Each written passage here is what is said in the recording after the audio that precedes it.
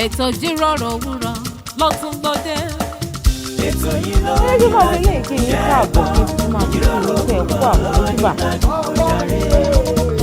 ètò tó kọ́ ni lọ́gbọ́n tó fún ni lóye ó gbà ṣàlàyé ètò Ijiroro Owuro.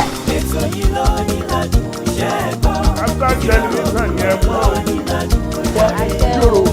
gbogbo ìkan pàtàkì láwùjọ lẹ máa bá níbẹ̀ gbogbo ohun tẹ́ fẹ́ mọ̀ nípa wọn ni wọ́n máa sọ. most of àwọn ọmọ tó wà talented tó ní ìlú àti láti ọ̀fà society.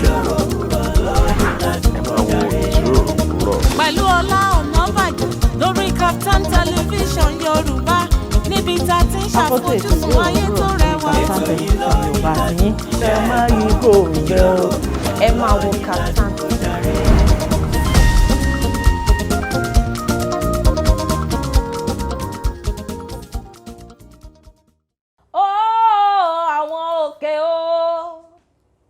òkè tá lágbára gùn tí wọ́n mí hẹlẹ́hẹlẹ́ mo ní àwọn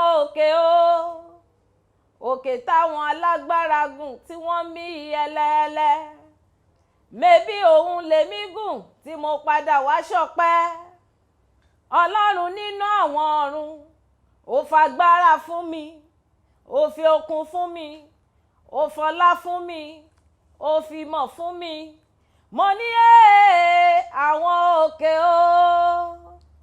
ẹ wò òkè tá lágbára gùn tó mí ẹlẹ òun làwa gùn agùn nírọ̀rùn agùn apádà wá ṣọpẹ́ a ò kú sọ́nà bí èéfín ìjì ayé ò gbé wa lọ ọpẹ́ la mú wá mẹ́bí ìyìn la mú wá mẹ́bí ọlá la mú wá mọ́ṣá ìgbà lọ́wọ́ wa mo ní àwọn òkè ẹ wò òkè tá lágbára gùn tó mí ẹlẹ́ẹ̀lẹ́ òun làwa gùn tá a padà wá dúpẹ́ lábẹ́ òsì Olódùmarè òkè tá lágbára gùn tó mí ẹlẹ́ẹ̀lẹ́ ṣé bí òun làwa gùn tá a padà wá dúpẹ́ àti jí lòwúrọ̀ ní àgbẹ̀ apá wa ó ṣeé gbé agbé ẹsẹ̀ wa ó ṣe é gbé lánú àsọ̀rọ̀ ọ̀pọ̀lọpọ̀ àwọn ènìyàn wọ́n sì gbọ́ wọn ló jẹ́ ká máa sọ pé òkè tá lágbára gùn tí wọ́n mí hẹlẹ̀ nítorí pé ọ̀pọ̀lọpọ̀ sùn lọ́jọ́ àná tí wọ́n jí lé ní bẹ́ẹ̀ dẹ̀rẹ́ àwọn tá à ń wí yìí wọ́n lówó wọ́n nípò wọ́n nífọ̀n wọ́n lè kánná kí làwa ní ju wípé ká ṣáà máa yìn án lọ àfi yọ wọn àfi ń gbé orúkọ Elédùmarè ga ni gbogbo yín tẹ́ ti sùn lálẹ́ àná tẹ́ tó sì jí lóore ní ẹ jẹ́jọ gbóhùn ayọ̀ sókè kájọ sọ wípé òkè tá lágbára gùn tó mí ẹlẹ òun lèmi gùn tí mo tún padà wá dúpẹ́ kí n máa fi ẹ náà kí n máa fi kí yín kó àmójúbà àkọ́tún ètò Ìjíròrò Òwúrọ̀ lórí Kaftan television Yorùbá tìyín orúkọ tèmi Ola Onabajo ayọ̀lúwàṣọlá fún mi aláṣàkẹ́ tìyín gangan tí ó kọ́ wọn ọmọ yóò kan bí 1 million kí ló ń ṣẹlẹ̀ nígbà tí mo sì ti dé báyìí sórí ètò mi àti èjì mi náà lájọ dé sórí ètò èjì mi bó ni èèyàn kan bí 1 million ó ga má dúró wò ló pọ̀ gan-an má wojú ẹ̀ wo sórí ibi tó ọ̀rọ̀ tó sọ yẹn ọ̀rọ̀ tó sọ yẹn kúrò kìtà lágbára gùn yẹn jẹ́ àsáré sọdọ̀rin ó fún mi ní inspiration òkè tá lágbára gùn tó mí ẹlẹ òkè tá lágbára gùn tó mí ẹlẹ òun lọ́mọ Ọlọ́run gùn tó padà wá dúpẹ́ òkè tá lágbára gùn tó mí ẹlẹ. ọ̀rọ̀ pọ̀ ńbẹ̀. bẹ́ẹ̀ ni. ìyẹn ni pé àwọn tó lówó bẹ́ẹ̀ ni tó nífọ̀n tó lè kánná bọ́n ṣe lówó tán nífọ̀n tó lè kánná tó nígbà tó ń sùn tí wọn ò lè jí mọ́ tí kú wọlé dé tó mú wọn lọ ó jẹ́ kí àwa wà láàyè. bẹ́ẹ̀ ni a wà láàyè wa. òkè tálágbára gùn tó mí hẹlẹ nǹkan táwọn èèyàn kan jẹ tí wọ́n gba abẹ̀ sọdá sádùúgbò ọ̀run táwa jẹ́ a wà láàyè. a tún fi ń dán. a tún fi ń dán òkè tálágbára gùn tó mí hẹlẹ òun làwa ọmọ Ọlọ́run báyé tiẹ̀ ṣe ń rò pé bóyá lágbára lówó àjámọ̀ kankan àwa gùn àyàn fandafanda àwà láàyè àtúnrẹ́rìn àfi wá ń dúpẹ́ lọ́wọ́ Elédùmarè. Àwọn àṣàyàn ọ̀rọ̀ yìí náà la fi ń kí gbogbo ẹ̀yin olólùfẹ́ wa káàbọ̀ sí orí ètò ìjíròrò òwúrọ̀ lákọ̀tún lówùúrọ̀ yẹ́ mọ̀ pé lọ́tún òun náà ni ètò yìí ló máa ń dé bá ojú ìwòran yín. Àdúrà àti wa sí gbogbo ẹ̀yin olólùfẹ́ wa ní pé ojú tẹ́ fi ń wò wá kò ní fìgbà kan fọ́ o, ẹ ní rógun kátàràtì o, etí tẹ́ fi ń gbọ́ wa kò kúkú ní di òkúta ò ní kó sínú ẹ̀ láṣẹ Èdùmàrè. Ọlọ́run tó wá ń bùkún yín tẹ́ ń rówó ra ẹ̀dìkọ́dá tẹ́ ń rówó ra bùkẹ́ sórí ìdìkódà yín, owó yẹn ò ní tán bẹ́ẹ̀. Abùdí ń tolókun àbùdí ń tọlọ́sà, pàápàá jùlọ ọmọ Ọlọ́run ọ̀gá ògo ni gbogbo wa, Elédùà yóò máa pèsè fún wa. Ẹ káàárọ̀ lẹ́dẹ̀ ọ̀dẹ̀ ò dàbí ẹ̀ǹlẹ́ lọ́jọ́ tòní àtúntò dé sórí ẹ̀rọ amóhùnmáwòrán yín ká tún jọ jíròrò.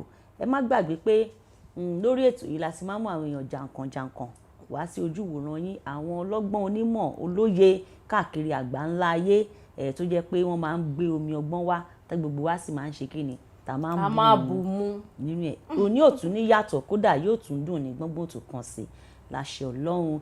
Yetunde Adeyemo lórúkọ tèmi, èmi lọmọ wọn lóńdó òkè àgbẹ̀ àkókò, èmi lọmọ àgbógbòmọ̀jà ọmọ àtòrí ilẹ̀kẹ̀ dólùkọ Ọ̀yọ́, èmi lọmọ méjì káyẹ̀nà bí ọkọ bẹ́ẹ̀ bá dòǹdó lókè àgbẹ̀ ẹ bèrè ilé dúdú yẹmí wọn á nawọ́ síbẹ̀ fún yín, ilé bàbá tó bí mi lọmọ nìyẹn. Mo wá ń ṣaya wọn ló mú Èkìtì àtòǹdó àti Èkìtì ó mú kí yín ìyókùn o ẹ̀mẹ̀ǹjọ ẹ wá fẹ̀yìntì kẹ wá nǹkan síwájú torí pé kí ni ọgbọ́n pọ̀ tá a máa kọ́ lọ́jọ́ tó ẹ máa bá wa bọ̀. Bẹ́ẹ̀ ni lórí ètò ìjíròrò òwúrọ̀ ọ̀pọ̀lọpọ̀ ọgbọ́n, ọ̀pọ̀lọpọ̀ ìmọ̀, ọ̀pọ̀lọpọ̀ òye náà ni a máa ń kọ́ níbí báyìí. Tẹ́ni ò dẹ̀ ní yàtọ̀ nítorí pé ẹ ti mọ̀ pé tí ẹ bá ti dórí ètò ìjíròrò òwúrọ̀ àwọn gbajúgbajà lẹ máa ń rí, àwọn oníṣòwò pàtàkì, àwọn onímọ̀, gbogbo àwọn tó ń ṣe nǹkan ribiribi láwùjọ, àwọn celebrities, gbogbo wọn náà lè máa ń rí lórí ètò fún wa. Ẹ̀dẹ̀ tèmi àtúwá ṣe kí ni ara tọ́ ní tèmi ara kéńgé nítorí àlejò wa léènì wọ́n ṣe èdè láti Jandor. In fact àti ẹ̀ nídìí àti sọ fáwọn àwọn aráalé ipe láti Jandor ni wọ́n ṣe ti dé.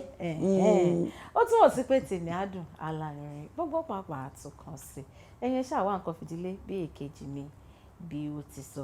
Ọ̀rọ̀ mọ̀ràn kékeré tá a máa fi ṣera wa létí lóore ní ó náà la máa pe àkórí ẹ̀ ní má gbọ́n kò lẹ́nìkan gbọ́n. Ìwọ ló gbọ́n jù, olọ́gbọ́n jù, ó ti gbọ́n jù, àgbọ́n gbọ́n jù, a máa mọ́ lọ́gbọ́n gà, àbígbà ẹ̀ a máa mọ́ lọ́gbọ́n gọ̀. Ó ti lọ́gbọ́n jù. Mr. Wise. Ó tún ọ̀rọ̀ tá à ń sọ lóore ni ò ní pé má gbọ́n kò sọ pé ẹnì kejì gbọ́n. Ìwọ nìkan kọ́ ló gbọ́n, ìwọ nìkan kọ́ ló mọ̀ye, tó bá gbọ́n tó lẹ́nìkan ò gbọ́n. Bẹ́ẹ̀ni. Ìwọ ni bàbá ọ̀bọ. Bàbá ọ̀bọ, bàbá òmùgọ̀. Tí wọ́n bá gbọ́n tó bá sọ pé ẹnìkan ò gbọ́n, ó túmọ̀ sí pé ìwọ fúnra rẹ ni bàbá òmùgọ̀.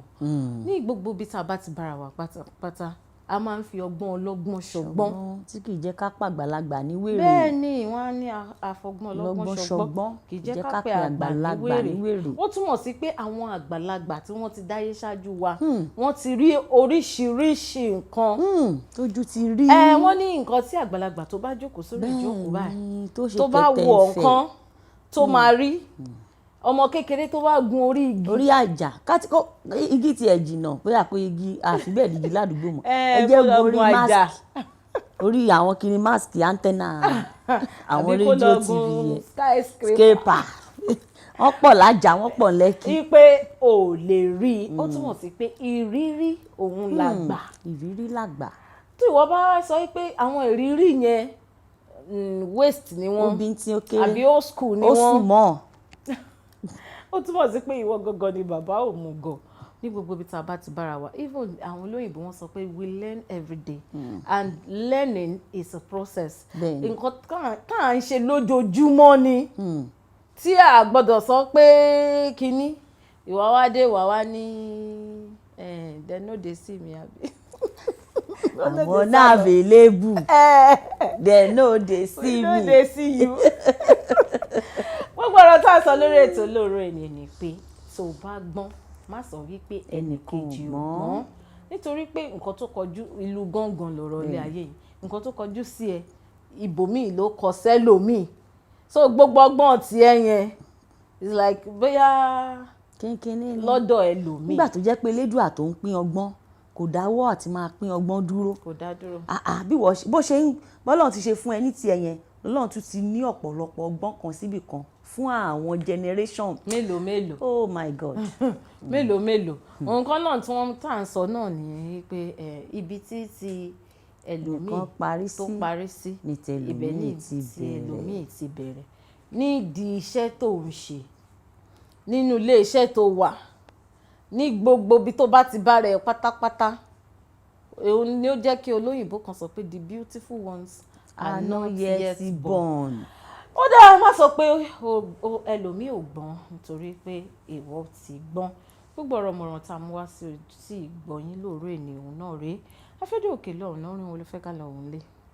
já kọrin já lóní tá a fi bẹ̀rẹ̀ yẹn àṣàkẹ́ yẹn ògbọ́n ìwọ ló gbọ́n jù àgbọ̀n jù a máa bọ́ lọ́gbọ́n jà. a máa gbọ́ lọ́gbọ́n jà. a máa dà mọ́ lọ́gbọ́n gan. gbogbo ẹ̀ náà ni. o ti lọ́gbọ́n jù. ó dáa kejì mi ní ká lọ wo àṣàkẹ́ ká lọ fífi ẹsẹ̀ rajó ńlé ká fi ijó ká fi gbé àlejò wá sórí ìjókòó ẹ kú kalẹ̀ à ń padà.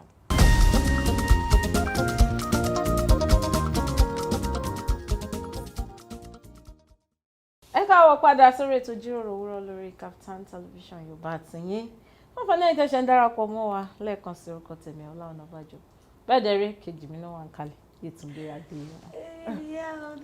ẹ ṣé o ẹ̀yin èèyàn wa ẹ máa bá wa bọ̀ lórí ètò. bẹ́ẹ̀ ni kó tó di pé a lọ sí lágbára ti ṣèlérí fún yín pé àlejò wa tì ní wọ́n dàbí òló ẹlẹ́jẹ̀ tútù wọ́n dàbí jòjòló bẹ́ẹ̀ dẹ̀rẹ́ ọmọ gbajúgbajà ni wọ́n onímọ̀ ni wọ́n oníṣòwò pàtàkì ni wọ́n ti darapọ̀ mọ́ wa lórí ètò brother mi ẹ káàbọ̀ sórí ètò ẹ rí i pé Tòkunbọ̀ ni wọ́n pátápátá títí àrọ̀ ọba tuntun. ẹ mọ̀ pé Tòkunbọ̀ tí wọ́n báyìí nǹkan tẹ̀ ṣe Tòkunbọ̀ gan káwulẹ̀ sọ pé tí a nylon ni wọ́n. Ọlọ́run náà ni ẹ ṣe. ẹ tún káàbọ̀ lẹ́ẹ̀kan sí ẹ káàbọ̀ sá ẹ kú rin o ṣókò ìjẹpo. ọkọ̀ ìjẹpo. àwọn aráalé ti rí ojú yín wọ́n sì ti rí pé kì í ṣe pé à ń fi ọjà èèyàn lè pàdé yín lọ́nà náà kó má sọ pé hello you just come in what's up how was the trip. ṣùgbọ́n wọn nímọ̀ pé ẹ máa ń pòwe. bẹ́ẹ̀ ni. ẹ bá mi dárúkọ yín fáwọn aráalé. ok orúkọ mi ni Kamsy Clinton Chinonye and ọmọ Igbo ni mi ò bọ̀ mo kọ fi idea. Kamsy Clinton Chinonye. Yeah. ṣùgbọ́n àwọn èèyàn tún máa ń pè yín lórúkọ kan tí gbogbo wa mọ̀. ok orúkọ yẹn náà ni Kamsy àbí ìtẹ̀mọ́. tàbí Akeem. Akeem yẹn la fẹ́ gbọ́ yẹn gbọ́ngàn ní lógò tiwa. òun ni olórúkọ bí àwọn ànábì kan. bí mo ṣe sọ tẹ́lẹ̀ ó ní pé godmother mi ló fún mi l'Akeem. orúkọ tó wọn ọmọ lọmọ máa ń jẹ́ lẹ́yìn odi. So and that's how it started and they generally wọ́n pè mí l'Akeem so àmì máa pè mí ní Kamsy. àwọn téyìn wọn bá máa ká tán bá fẹ́ pe Kamsy wọ́n yà pé Akeem jẹ́. ṣe jẹ́ nìyẹn. ẹ káàbọ̀ lẹ́ẹ̀kan sí ẹ jẹ́ ká ṣe báyìí bí àwọn aráalé ṣe ń wò yín tí wọ́n wò pé ó ga jù ọmọ olódùn tó yẹ. ọlábọlẹ ti rí ọkọ ọmọkùnrin yìí owó ẹ lódò tí gbogbo ọmọbìnrin yọ ọwọ́ ọṣẹ tèmi nígbà tèmi ní òun. bẹ́ẹ̀ ni gbogbo wọn ló fẹ́ mọ irúfẹ́ àwọn iṣẹ́ tẹ́ máa ń ṣe ẹ bá wa sọ àwọn iṣẹ́ tẹ́ máa ń ṣe fún ara rẹ. ok iṣẹ́ tí mo máa ń ṣe iṣẹ́ travel ni and professionally I'm a travel consultant. Travel consultant one. A travel influencer. Gbogbo ẹ̀ la máa sọ ìtumọ̀ wọn lẹ́yọ kọ̀ọ̀kan. Travel consultant iṣẹ́ tán máa ń ṣe. Travel influencer ó yá. Then a travel protocol person, that's travel PRO person stationed at the airport. Okay. Yeah. Àwọn protocol gbogbo ẹ̀ la máa sọ. Ó yá. Àti ibẹ̀ yẹn ló tán sí àbí. Yes, ma'am. Okay, téèyàn bá jẹ́ travel consultant, kí ni àwọn iṣẹ́ tí? Iṣẹ́ travel consultant, iṣẹ́ téèyàn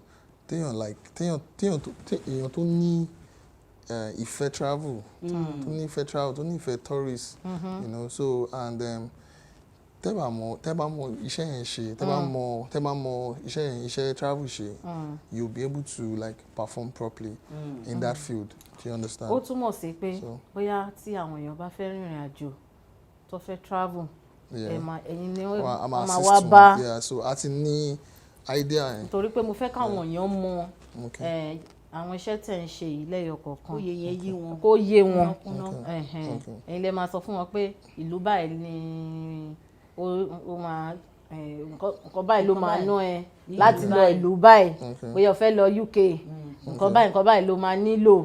Bóyá Canada ló fẹ́ lọ ni. Like a consultant pé ẹ gbà wá nímọ̀ràn, ẹ là wá lóye. Ó dáa, a sì máa sọ gbogbo àwọn nǹkan tí ẹ ń ṣe lábẹ́ àwọn iṣẹ́ yín yìí. Ẹlẹ́ẹ̀kejì, travel influencer. Kí ni wọ́n yìí máa ń ṣe? Okay, mo máa influence brand travel management company. Okay. You know, so mo influence brand with what I do. Wow. Because sometimes I create travel content too as well. Okay. So that's where that influencing comes in. You know, so when you're very good at what you do and you do that and it reflects on other people's brand, you become an influencer. You become an influencer. Ẹ máa ń bá àwọn ilé iṣẹ́ tó ń gbé àwọn èèyàn rìnrìn àjò. Ẹ máa ń bá wọn ṣe bí ìpolówó àbí láti fi wọ́n hàn ní ilé iṣẹ́ báyìí o. Ṣé tí èèyàn náà bá wá bá ẹ pé ẹ là mí lóye, mo fẹ́ lọ Canada, ṣebí ẹnu kẹ́kọ̀ọ́ dẹ̀ gbé onítọ̀hún ni tó yá máa lọ sí ilé iṣẹ́ báyìí. Yes, that's it. Ilé iṣẹ́ báyìí ni wọ́n ti tán ṣòro ẹ̀. Ló ti máa tán. Before you know it, o ti di influencer nìyẹn. Ó dáa. Ilé tó gbẹ̀yìn ẹ ní ẹ̀wà into protocol. Yeah, protocol aspect. Yeah, travel protocol aspect is more or less of you assisting a intending traveler that doesn't really know how the whole check-in process to go about it when they get to the airport. So we have a station officer at the airport, and we have other officers that we work with. So a ṣiṣẹ́ pẹ̀lú immigration, a ṣiṣẹ́ pẹ̀lú NDLA, a ṣiṣẹ́ pẹ̀lú custom, a ṣiṣẹ́ pẹ̀lú àwọn airline náà, a ṣiṣẹ́ pẹ̀lú pathfinder, a ṣiṣẹ́ pẹ̀lú security, àwọn personnel tó wà airport. So àwọn náà influence yìí ta ní ló máa jẹ́ kí iṣẹ́ yẹn wá easy. So let's say for instance nísìnyí pé níyàn tó ń travel, ẹ máa rántí pé ẹni bọ̀bọ̀ kan tó wà airport tó mọ bí system in and out, you know, and ẹ wá ní kó kí Kamsy bye ọ̀rẹ́ mi kan travel pé I will be, I say yeah, I'll be available, and that's how I come in and I pick you up from the departure, then from the departure then take you through the entrance of the international airport. And why I'm doing this, I'm actually very swift, smooth. I know I'm that it is important for you having a travel protocol officer at the international airport. So even Kobai, you man jẹ́ travel ma easy. I'm me, travel rí, tó bá ti dé mo question tó máa béèrè lọ́wọ́ wọn, mo bó ṣe máa ṣe, you know. So but tó bá léyàn tó wà ńbẹ̀ tó máa fún wọn ní idea, knowledge on how all these things will go. Easy. In fact, irú yín gan báyìí làwọn celebrities máa wá. Nítorí wọn tẹ̀ fẹ́ ṣe wàhálà ntí. Kò sẹ́ni tó fẹ́ ṣe wàhálà náà. Wọ́n ti parí iṣẹ́ fún wọn. Sẹ́ni fẹ́ ṣe wàhálà, you know. So iṣẹ́ kan tún wà tó ń jẹ́ báyẹn, abẹ́ẹ̀dẹ̀ rí ṣáàpù. Ẹgbẹ́rù yín wá, bí ilẹ̀ ti máa gbẹ́rù yín sílẹ̀, bí wọ́n á ti bá yín gbé ẹrù yín wọlé lọ, ibi ilẹ̀ yín máa ti lọ ṣe kínní. Ó dà ẹ̀jà bẹ̀rẹ̀ ilé iná tí ẹ ti wà nídìí iṣẹ́ travel ó ti tó ọdún mélòó? Ó ti tó bí 7-8 years. 7-8 Although 7-8 years is the process all through. The process all through how I started. Láti bẹ̀rẹ̀. Mo ti ní passion for travel. You know, so but ẹ mọ̀ pé téèyàn bá ní passion fún kan, an opportunity ẹ máa crave ẹ. Emma opportunity. You know, during that process, you are learning. As you're learning, you are applying it on the next stage of your life. So my traveling experience is 7 to 8 years. Wow. And where I started was very, very hard, but at least I do perform long about so it was very, very hard. Behind every oyinbo kan tí ó dàbí mi ò ní sọ bóyá òwe ni kò ń ṣe òwe, but at least only kan tó máa ń sọ ni pé behind every simplicity there is always a complexity. Complexity tún wà nínú iṣẹ́ yín international airport yẹn. Yes, no, complexity tí mo sọ. No, complexity tí mo sọ is the process. Now it is bá ṣe bẹ̀rẹ̀ náà ló ṣe máa smooth. bó ṣe jẹ́ nìyẹn. ẹ mọ̀ pé kíní yẹn, you know, the thing is, if you've done the hard work, then the remaining one is not a problem. Easy. So the ones our clients in experience is the simplified part of it. Aspect of it. The simplified aspect. Thank you. The simplified aspect of it. You know, so that is why I said go easy. Okay. Anyways, this is just a brief part of my life and how I started. Okay, I was I'm sorry to say this, but if I say it, I'm going to say it, although it's a national TV, so I'm just going to say it. I'm actually not a graduate. Okay. Yes, I'm actually not a graduate. Then? Yeah. Why you started? Yeah, when I started, I wasn't a graduate, you know, so I started very rough. And when I started, and it wasn't as easy, you know. At the point, I wanted to like, what am I really doing? Is this really what is designated for me? Say, I want to. Yes, you know, something like that, you know. So, but at the process of it, there's a point.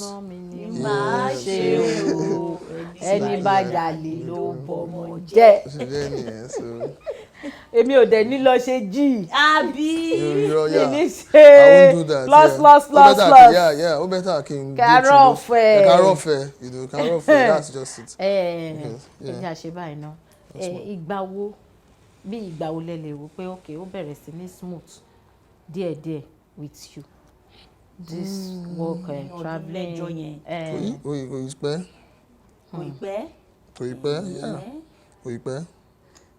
Kò ì pẹ́ because àwọn èèyàn náà, ẹ mọ̀ pé téèyàn bá fẹ́, okay, cup ló wà níwájú à ń sìn. Ẹ̀yin ẹ fẹ́ mu mi, èmi fẹ́ mu mi, ẹ̀yin náà fẹ́ mu mi. Like you get close to this cup and say, ẹ̀yin náà fẹ́ get closer. Who is the fastest gets the cup? And while you're getting the cup, you might try to restrain me from not getting the cup. You know, so but that's the cup. Mo ṣubú, mo dìde. You know, so that's the process, you know, and at the end of it, and we got to the final stage. So the sweet part of it is not even how far you go and the length. It is what you learn during those process. So if I had made it faster as how it is right now, I might not be even where I am today. I might even have cut short of it and switch into some other profession. Tí ò ń ṣe line yìí. Ẹ jẹ́ ká sọ ilé iná ká tó lọ sí ilé agbára, torí tá bá padà dé a máa sọ ọ̀rọ̀ iṣẹ́ yín àti economy ìlú wa àti bẹ́ẹ̀ bẹ́ẹ̀ lọ. Ṣùgbọ́n já bẹ̀rẹ̀ lè nídìí iṣẹ́ travel consultant yìí, travel influencer àti gbogbo experience wo lẹ ti ní rí tó múnú yín dùn? Experience tí mo ní. Ẹ sì máa sọ èyí tó jẹ́ kí inú yín bàjẹ́ náà fún wa, but èyí tó tiẹ̀ múnú yín dùn àti àwọn nǹkan tó ń keep yín going. Okay, experience tí mo ní is ọjọ́ kan tí mo ẹ mọ̀ pé mo bẹ̀rẹ̀ láti somewhere, you know, mo bẹ̀rẹ̀ láti somewhere, and around that process, àwọn tí mo ń bá wọn ṣiṣẹ́, tẹ́ bá ṣiṣẹ́, tẹ́ bá rìn, tí n bá rìn, and they were like, I like what you do.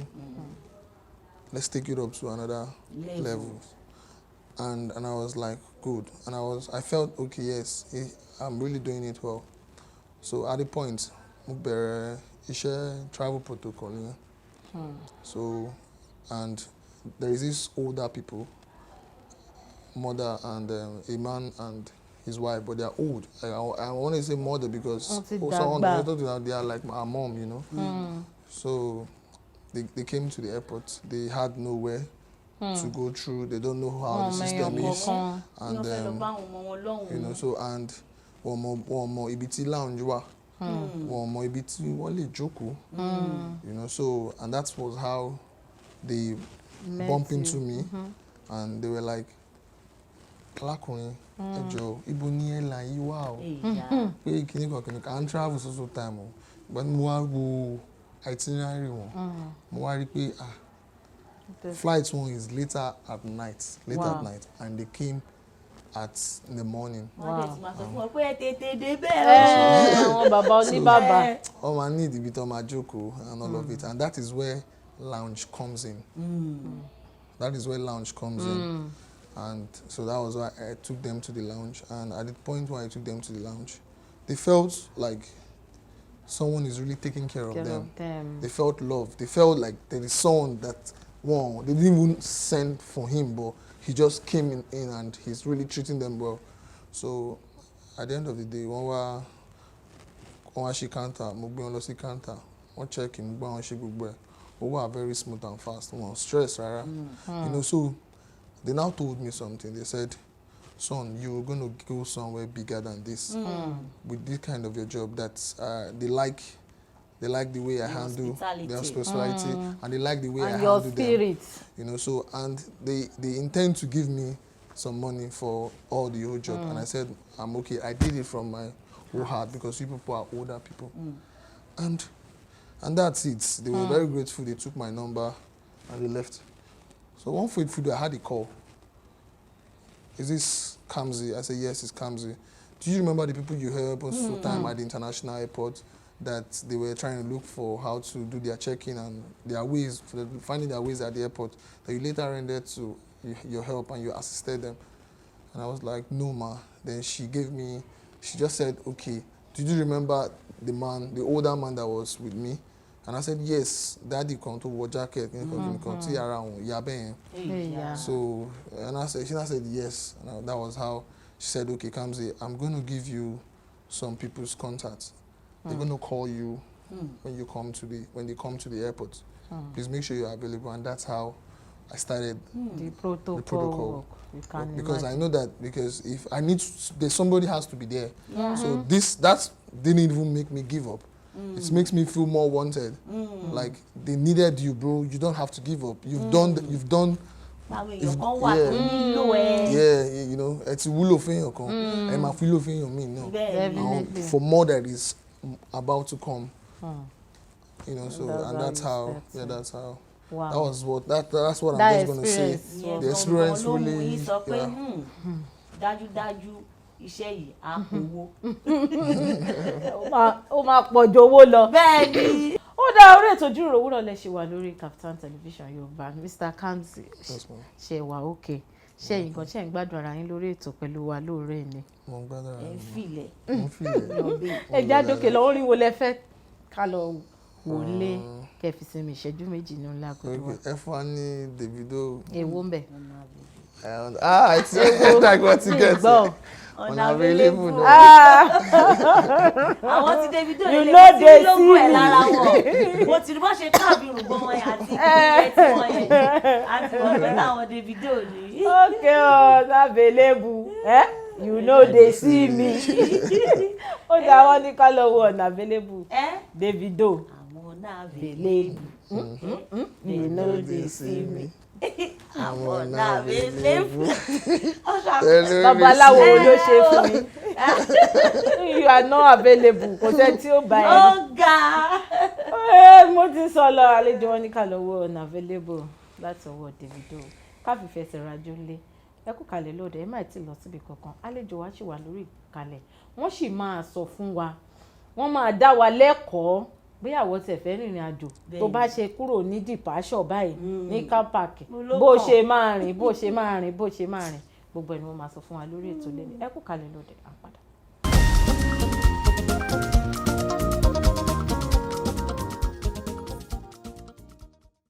orí ètò Ijiroro Owuro lẹ́ṣin wa lórí Kaftan television Yorùbá tìyín ó ga jù lórí ètò olóore ní a fẹ́ lè pé àwa àti èbó aláwọ̀ funfun lájọ wà lórí ètò èbó aláwọ̀ funfun tó ń sọ Yorùbá bí ọmọ Yorùbá bí ọmọ Yorùbá bẹ́ẹ̀ sì dèrè àwọn bọ́dà wa ní ẹgbẹ́ kejì lókè lókè ọ̀yà ẹ kú kalẹ̀ lórí ètò. wọ́n fún wọn lórúkọ títí wọ́n tún fún wọn lákìímù ọmọ ṣíyìn ohun àbí kí lórúkọ yẹn.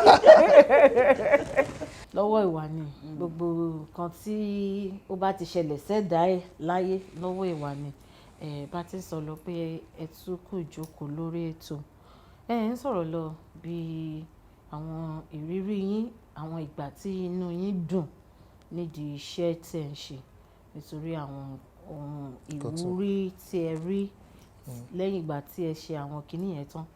Ìbéèrè tí mo tẹ̀ wá fẹ́ béèrè lélẹ́yìí wípé iṣẹ́ tẹ̀ ń ṣe yìí ó ní ṣe pẹ̀lú àwọn èèyàn irú being a travel consultant náà àwọn èèyàn míì bóyá wọ́n fẹ́ rìnrìn àjò ni kò ní tètè bọ́ sí kí ni àwọn experience yín ní aspect yẹn.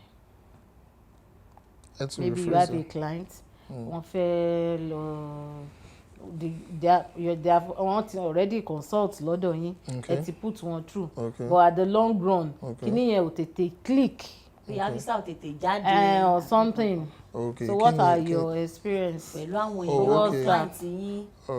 Experience tí mo ti ní pẹ̀lú àwọn client mi is first of all anybody to approach me tó ní pé wọ́n fẹ́ ṣe visa àbí wọ́n fẹ́ ra ticket àbí wọ́n need PRO assistant that's travel assistant or or any other travel services and bóyá kí ni ẹ ò tètè click or something wọ́n ní you lórí ẹ̀ wọ́n ní challenges. First of all, what are their reactions? No, before the challenges, I used to tell them that whatever you have to do, make sure that like you do it well. And whatever service I have to render to you, I make sure I do it well. So along the line, if things go south, I would make you understand that. No, not you, but sometimes it's the process. But I'll also make sure that I'm able to like put you through a very non-stressful process, So when it comes to our disappointments, our disappointments and things, is it might come from the embassy. But the thing I moments of one time say, I give you 80% assurance. Okay. If you're doing 80% assurance, you should know that at least it is up to standard. Now, ẹ wá bá mi pé ẹ fẹ́ ṣe US visa. And èmi wá sọ fún yín pé bye nǹkan tẹ́ máa need lélẹ̀ document tẹ́ máa provide lélẹ̀ along the line. Provide document ẹ delay time and at the end of the day you still come up and say okay, let's still continue with the process. I'll still continue with the process. But most importantly, the job is you just need to stay attentive to the person who is helping you to run your process, your visa process. Because if the person messages you at the point and say, okay, I need this, and you're not there, the person is only messaging you because he needs that stuff at that point, and you're not there. Or maybe it can be 1 week, 2 weeks, 3 weeks. Say, sir, I might be able to pay more documents. How do you expect the process to go well? So to me, I feel if we work hand to hand, me and my client, if I share hand to hand, everything matter, everything matter.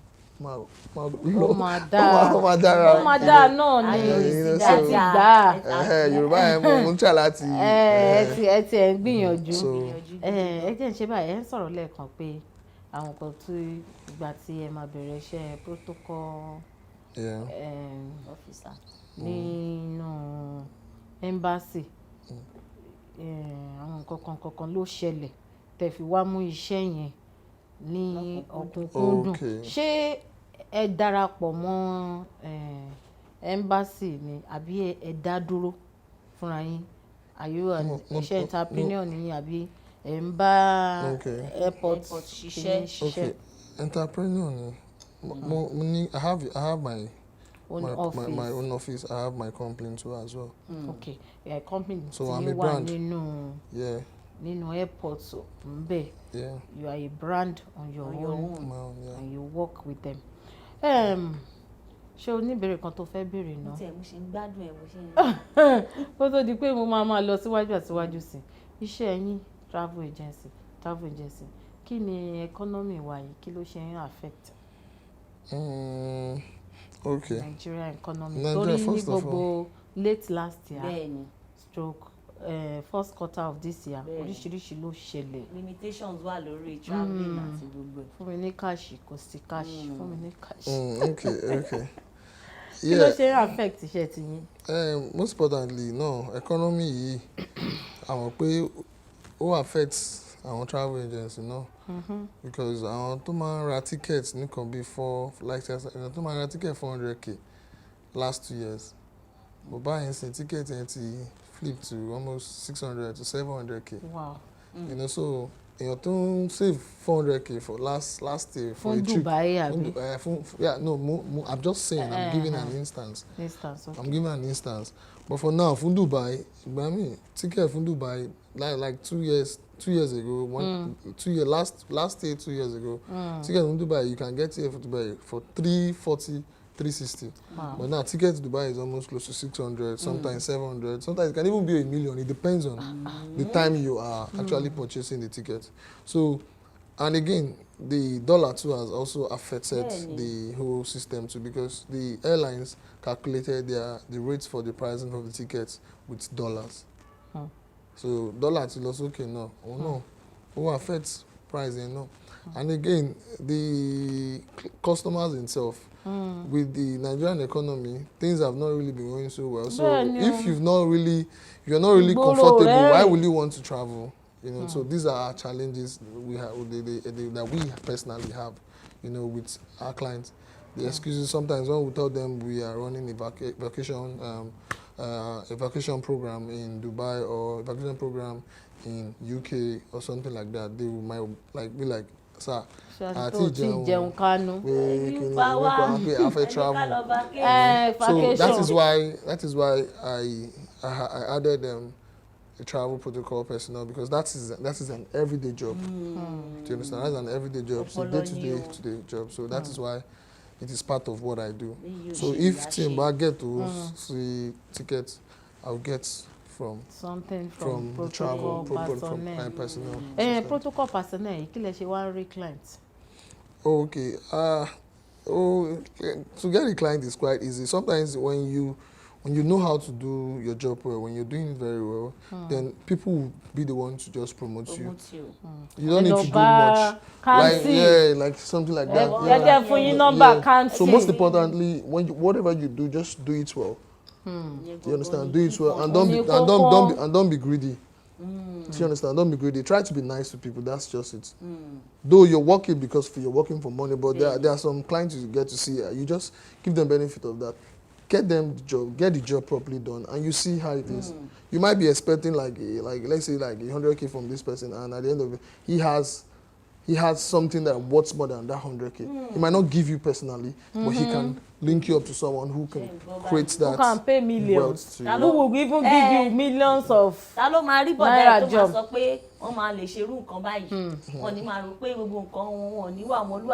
Gẹ́gẹ́ ni ó rí.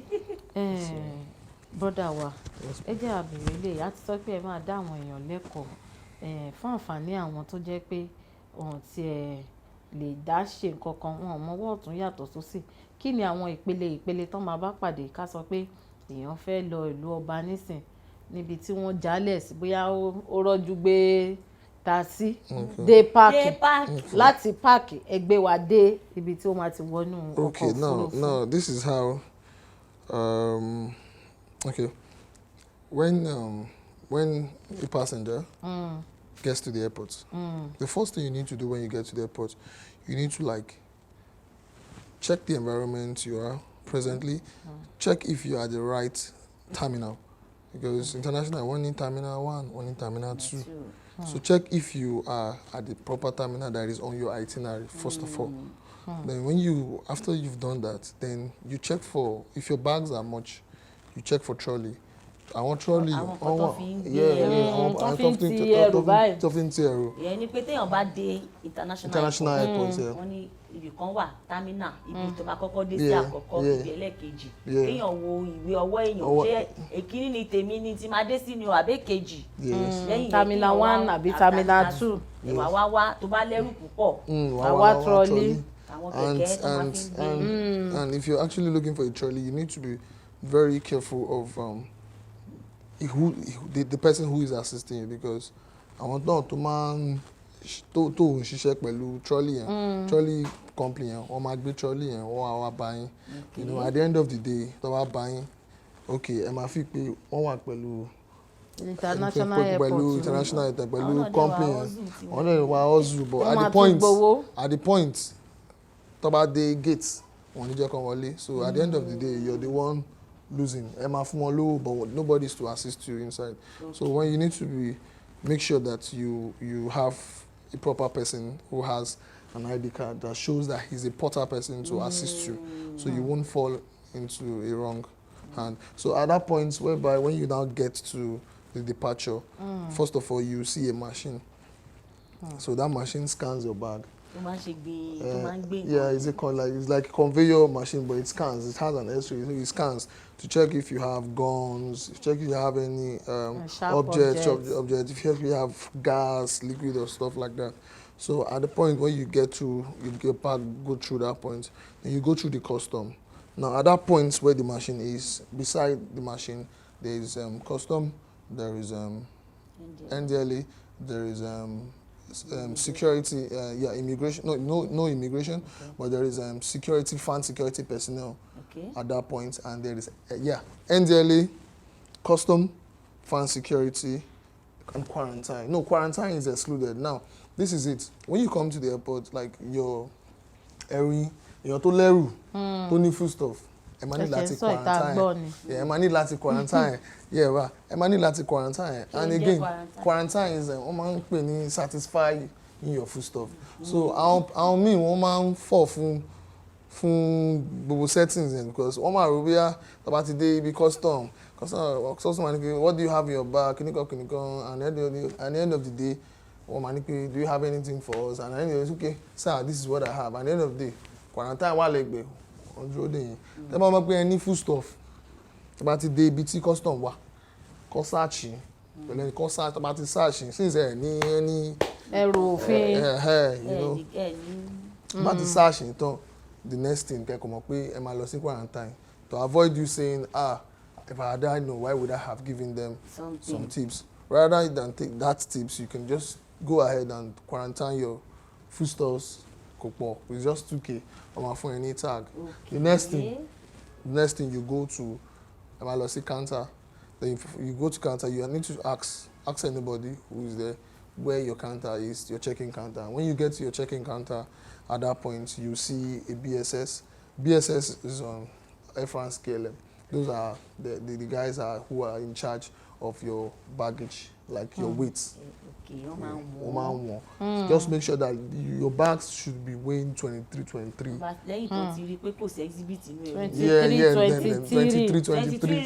So anything over due 23 low, meji. So anything over due 23 low, you are attracted to pay extra charges. 23. So some airlines. So some airlines, you'll be surprised, they tell you that you're having like a 5 kg, 8 kg, 9 kg, and they tell you I want to pay 9 kg, and it's $100. $100. I want to pay $100, even $100. But that is what they charge. But for you to be smart, make sure that your weights are weighing properly. 23. So the thing is, that is where we now comes in as a PRO person. We just assist you.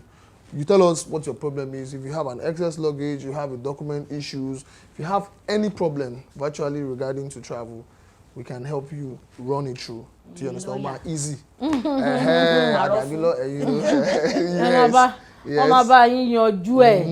So after the scaling point, then you go to the profiling section. Profiling section, you see, if you profile documents, you want to check passports. We are in your passports. It's the same person to do what you know. Then you want to check visa. We have visa invalid. Yeah. You know, so from that point, then you head to the next point, which is if you drop bagging. So if you drop bag, thought is satisfying. Our boys don't satisfy bag, you want tag. Tag, you want label, sorry. Then from that point, you carry your bag directly to NACO. NACO. NACO or SACO. SACO baggage handlers, NACO baggage handlers. So they are in charge of bags at the airport. Like, that's where they are the one who receives your bag and conveys your bag to the aircraft. From the point. So from that point, there's a desk in front of you that will be in front of you, and the NACO will be behind the desk. So the NACO prints out, go through the system and print out your boarding pass and tag your bag. And to tap bag load directly to your final destination. And you need to be very careful to check where they are tagging your bag through. Think about lost US, or tag bag in UK. Error. You know what you know. So all this is our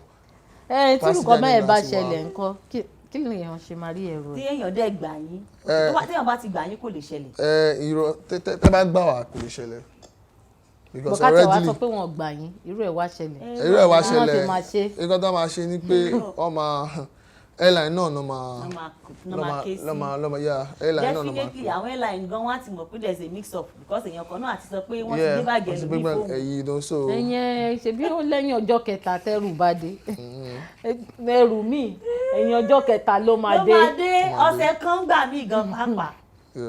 And again àwọn tó ń travel wọ́n máa ní láti wà careful náà and smarter.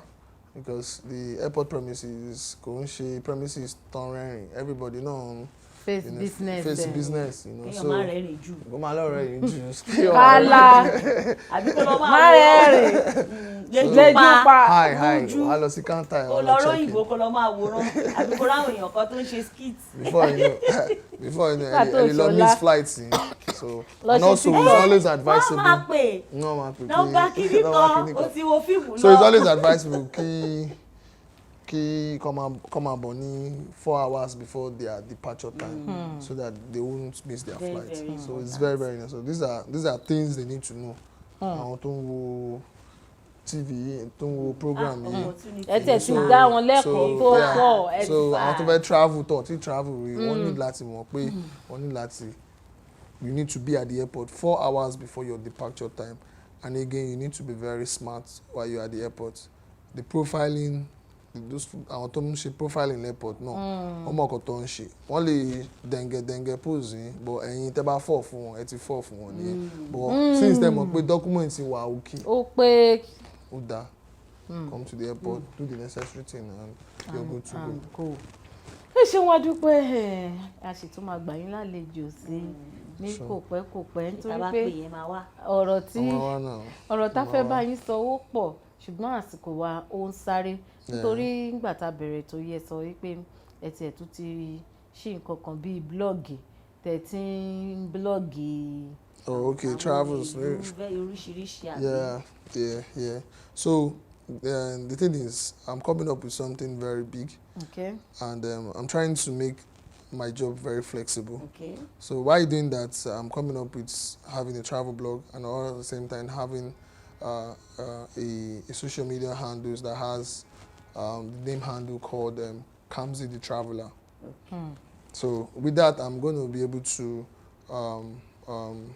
make people understand what travel is generally and why you need to travel, and I'm going to make it fun though. I'll make it fun. I'll open a lot of people's eyes. You know, go to places that you've not been before. You know, so I go there and I show you to the world that this is it. This place exists. Adventure plus education. àti information. ẹ kú iṣẹ́. ẹ ṣé gan ni Ọlọ́run á máa ràn yín lọ́wọ́ síwájú àti síwájú sí i nǹkan tẹ́ ẹ tún ṣiṣẹ́ lé lórí lọ́wọ́ náà láti bèrè yẹn wípé ní kòpẹ́kòpẹ́ travel blog máa wà ẹ máa dáwọn èèyàn lẹ́kọ̀ọ́ nípa travel wọn kàn ní máa gbá àwọn èèyàn lábòkí mọ́ kákàkiri ní máa gbé wọn ní handicap. wọ́n ti gbá àwọn èèyàn lábòkí tipẹ́tipẹ́. ẹ ṣàdúpẹ́ àtìkò àti sáré ẹ jẹ́ ká ṣe báyìí bóyá àwọn kọ̀ọ̀kan rí yín lénìí tí wọ́n fẹ́ bá yín pàdé wọ́n fẹ́ wá bá yín sọ̀rọ̀ ẹ bá wa sọ ibi tí àwọn ará ilé àti bá yín pàdé lórí gbogbo social media handles yín social media handles. Okay, TikTok, Facebook, Twitter, and Instagram. LinkedIn. No? Money LinkedIn. LinkedIn, no, she LinkedIn. Because LinkedIn. Wọ́n wá yín LinkedIn o. You're right. Okay, oh yeah. So Instagram, Facebook, Twitter, and kí ni handle náà? Okay, handle Kamsy the Traveler. Kamsy the Traveler. Spell Kamsy. Okay, KAMZE D. Number D. Just D. Traveler. Okay. Underscore. Yeah, Traveler. underscore Traveler. Thank you. Okay, D underscore Traveler. Yeah. Or Mr. Traveler. Or Mr. Traveler. Ó dáa gbogbo bí tẹ́ máa ti bá àlejò wa pàdé òun náà ni wọ́n ti ṣàlàyé fún yín yìí tẹ́yin bá ní ọ̀rọ̀ kan tàbí méjì bóyá ó rú yín lójú nípa ẹ fẹ́ rìnrìn àjò lọ sí òkè òkun. Inú mi dẹ̀ dùn pé ọ̀pọ̀lọpọ̀ ẹ̀kọ́ náà ni Mr. Traveler ni wọ́n ti dá wa lẹ́kọ̀ọ́ lénìí a sì tún máa gbà wọ́n lálejò lórí ètò ìjíròrò òwúrọ̀ ní kòpẹ́kòpẹ́ nítorí ẹ ti mọ̀ wípé báwo ni máa bá wọn hèèrà tí ò lọ́mọ ó ṣe wọ̀ ẹ kú ìjókòó lẹ́ẹ̀kan sí Mr. Traveler èkejì mi jẹ́ ká máa dágbére. òun lẹ ti gbọ́ ẹ̀yà ti sọ fún yín pé omi pọ̀ ní àmú ọgbọ́n wa tẹ̀ máa mú lónìí mo sì lérò wípé ẹ̀ ti mú púpọ̀ nínú ẹ̀ gẹ́gẹ́ bí àwa náà ṣe ní ọ̀dọ̀ wa ní ibi báyìí kí lẹ̀yin náà ń ṣe kí lẹ̀ ń tà kí lẹ fẹ́ ká bá yín polówó kí lẹ fẹ́ ká mú yín já gbangba lé lórí ẹ ti àtẹ̀jíṣẹ́ yín ránṣẹ́ sí gbogbo ẹ̀rọ ìbánisọ̀rọ̀ àti alátagbà tó lọ lójú ẹ̀rọ amóhùnmáwòrán ti Kaftan television lọ́gbọ̀n la máa dá yín lò ẹ̀yin fẹ́ bá Ayọ̀ngbénu sọ̀rọ̀ ẹ pàdé mi lórí TikTok lórí Instagram @ayongbenu_alaga máa dá yín lò máa fèsì sí báwọn àfi di ọ̀la lówùúrọ̀ ọ̀la ìtúpàdé wa lórí ètò ìjíròrò òwúrọ̀ pẹ̀lú Ọlá Aya Onabajo tẹ́ bá rí mi lóde ẹ pè mí l'Ayọ̀ngbénu ìdí ara mi báyìí ló ṣe káwọn afẹ́rẹ́ àtayọ̀ pàdé lówùúrọ̀ ọ̀la nígbà tí èjì mi máa kásẹ̀ ètò náà nílẹ̀ lówùúrọ̀ ẹ̀ṣin. ó ṣe wọn ìkejì mi pa tuntun Mr. Kamsy ẹ̀yin náà ẹ kú ìjókòó lórí ètò ẹ kú àtúntònù látàárọ̀ kíndùn kó pọ̀ ṣókí báyìí òun náà ni ọbẹ̀ oge bí àwọn bá mi bí wọ́n ṣe sọ náà nìyẹn bẹ́ẹ̀ dẹ̀rẹ́ ó dá wa lójú pé bó ṣe ṣe ṣókí òun náà ni ata ṣe tó tí iyọ̀ tún dùn nítorí pé ọ̀pọ̀lọpọ̀ ẹ̀kọ́ náà la kọ́ gbogbo ata àti ẹ̀mọ oríṣiríṣi kan nípa traveling àti gbogbo ẹ̀ àti kọ́ oríṣiríṣi lénìí lórí ètò ìjíròrò òwúrọ̀ orúkọ tí mo ti yípadà Ola Onabajo ni mo ń jẹ́ ayálúwa ṣọlá fún mi aláṣà kẹtìrín gangan tí ó kọ́ mọ̀ tó bá ní ọ̀rọ̀ kan tàbí ìtẹ̀fẹ́ báyìí náà sọ ẹ̀ táwọn àtẹ̀jíṣẹ́ yín ṣọwọ́ @Onabajo Ọláwálé @Onabajo Ọláwálé tó bá jórí Kaftan television Yorùbá lè ti fẹ́ bá a sọ @Kaftan TV Yorùbá gbogbo social media handles wa pátápátá @Kaftan TV Yorùbá ẹ ti gbogbo rògbà ìṣọwọ́ tẹ́yìn náà bá dàbí Mr. Kamsy tẹ́yìn náà fẹ́ wá bá wa darapọ̀ lórí ètò tẹ́ fẹ́ wá fi gbogbo nǹkan tẹ́yìn ṣe hàn àráyé ẹ̀yẹn ṣáà ti tẹ̀ wá láago a máa rí a sì máa fún yín ní èsì tó dáa bá tí wọ́n sọ pé dàtayọ̀ láti pàdé lọ́la báyìí ẹ mọ́ lọ bọ́ sọ́wọ́ rangand bẹ́ẹ̀ ni o wọ́n ní the word is enough for the wise. look for a protocol officer. tó máa tọ́ yín sọ́nà nítorí ẹ̀ la ṣe gbé wọn wá a gbé wọn wá nítorí káwọn lè polówó ara wọn a gbé wọn wá nítorí kán lè fi ọ̀nà hàn ẹ̀yin ara lé tó gbé wà lára lé. Mr. Kamsy èkejì mi ẹ jájọ máa juwọ́ sáwọn ará lé pé bàbá ẹ ó dìgbà kan náà. ètò ìjíròrò òwúrọ̀ ló tún gbòde. ètò yìí ló ẹ jí máa fi lè kí yín káàbọ̀ kí n máa fi kí yín pé ẹ kú àmójúbà. ètò tó kọ́ ni lọ́gbọ́n tó fún ni lóye ó gbà ṣàlàyé ètò ìjíròrò òwúrọ̀. ètò yìí ló ní lájú iṣẹ́ gbọ́. Kaftan television yẹn mú gbogbo ìkan pàtàkì láwùjọ lẹ máa bá níbẹ̀. gbogbo ohun tẹ́ fẹ́ mọ̀ nípa wọn ni wọ́n máa sọ. Most of àwọn ọmọ tó wà talented tó ní ìlú láti ọ̀fà society. Pẹ̀lú Ola Onabajo lórí Kaftan television Yorùbá níbi tá a ti ń ṣàfojúsùn ayé tó rẹwà. Ẹ máa yí kò rẹ̀ o. Ẹ máa wo Kaftan